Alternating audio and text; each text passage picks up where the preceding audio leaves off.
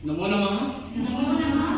हाँ, तो प्यारे बच्चों, आज हम शब्द रूप के तहत समझने का प्रयास करेंगे राम शब्द रूप। और मैंने आपको इससे पहले भी बताया था कि राम शब्द रूप जो है अकारांत पुल्लिंग शब्द है। क्या है? अकारांत पुल्लिंग शब्द। अकारांत का मतलब होता है कि जिस शब्द के अंत में क्या है? आ। जिस शब्द के अंत में क्या है? आ की मात्रा हो उसे कहते हैं अकारांत। जिसमें बड़े आ की मात्रा हो उसे कहते हैं आकारांत। जिसमें ई की मात्रा हो उसे कहते हैं इकारांत। जिसमें री की मात्रा हो उसे कहते हैं ऋकारांत। जिसमें उ की मात्रा हो उसे कहते हैं उकारांत। लेकिन हम आज क्या समझ रहे हैं? अकारांत। अकारांत शब्द के तहत हम समझ रहे हैं राम शब्द। ठीक है, ये अपने आप एक शब्द है, लेकिन जब ये किसी वाक्य में पिरोया जाता है तो वहां पर ये किसका रूप धारण कर लेता है? पद का। ठीक है, जब उसमें ये विभक्तियां लग जाती है, ये कारक लग जाते हैं, तो कारक के पश्चात शब्द किसमें परिवर्तित हो जाता है? पद में परिवर्तित हो जाता है। ठीक है, तो यहाँ पर आप देख लीजिएगा, मैंने यहाँ पर राम शब्द का जो है वर्ण वियोजन किया है। रा जमा आ जमा मा जमा आ। इसके अंत में क्या है? आ। तो क्या है ये? अकारांत। और कौन सा शब्द है? पुल्लिंग शब्द है। ठीक है, यहाँ पर हमने देखा है विभक्ति। तो यहाँ पर विभक्ति जो है मुख्यतः 6 प्रकार की विभक्ति होती है। ये मैंने विभक्ति वाले पाठ में आपको पढ़ाया है।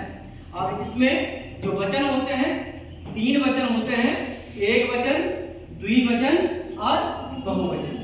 अब हम जानते हैं, समझते हैं और पढ़ते हैं राम शब्द।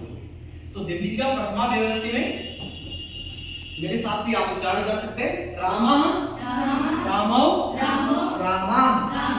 द्वितीया रामम रामौ रामान्। तृतीया रामेण रामाभ्याम रामय। चतुर्थी रामाय रामाभ्याम रामेभ्य। पंचमी रामात् रामाभ्याम रामेभ्य। षष्ठी रामस्य रामयो रामाणाम्। सप्तमी रामे रामयो रामेषु। संबोधन हे रामः हे रामो हे रामा। अब इसी प्रकार से अगर हमें अकारांत का कोई अन्य शब्द इसके साथ जोड़कर चलना है तो हम कैसे उच्चारण करेंगे? जैसे उदाहरण के तौर पर हम अभी यहाँ पर जो है बालक शब्द रूप का उच्चारण करेंगे। तो कैसे करेंगे? अभी हम विभक्ति को छोड़ते हुए सीधा एक वचन, द्विवचन, बहुवचन में उसका प्रयोग करेंगे। तो कैसे करेंगे?